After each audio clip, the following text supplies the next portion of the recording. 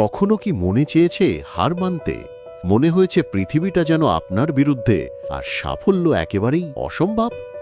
আজ আমি আপনাকে দেখাবো কেন এটা সম্পূর্ণ ভুল। এগুলো সত্যিকারের গল্প, যারা চরম প্রতিকূলতার মুখেও জয়ী হয়েছে। চলুন শুরু করি। কল্পনা করুন একটি পৃথিবী যেখানে আলো নেই, শব্দ নেই, যোগাযোগের কোনো উপায় নেই। মাত্র ১৯ মাস বয়সে হেলেন কেলারের জীবন এমনই ছিল।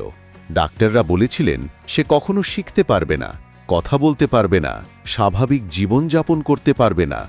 কিন্তু হেলেন তা মানতে রাজি ছিল না। তার শিক্ষিকা অ্যান সুলিভ্যানের অক্লান্ত পরিশ্রমে সে শুধু যোগাযোগই শেখেনি, কলেজ ডিগ্রি অর্জন করেছে, বই লিখেছে এবং বিশ্বজুড়ে প্রতিবন্ধীদের অধিকারের জন্য লড়াই করেছে। হেলেন যদি সম্পূর্ণ অন্ধকারেও আলো খুঁজে পেতে পারে, তাহলে আপনার অজুহাত কি? ৬৫ বছর বয়সে হারল্যান্ড স্যান্ডার্স ছিলেন একেবারে নিঃস্ব। মাসে মাত্র $১০৫ সোশ্যাল সিকিউরিটির উপর বেঁচে থাকতেন। কিন্তু তিনি বিশ্বাস করতেন তার ফ্রাইড চিকেন রেসিপি দুনিয়া বদলে দিতে পারে। তিনি ১০০৯ বার রিজেকশন খেয়েছিলেন, কিন্তু ১০১০তম বার কেউ তাকে ইয়েস বলেছিল। আজ কেএফসি একটি বিশ্বব্যাপী ব্র্যান্ড। যদি ৬৫ বছর বয়সে একজন মানুষ নতুন করে শুরু করতে পারে, তাহলে আপনি কেন পারবেন না? জন্ম থেকেই কোনো হাত নেই, কোনো পা নেই, এমন অবস্থায় নিক ভুজিসিকের বেঁচে থাকাই ছিল চ্যালেঞ্জ।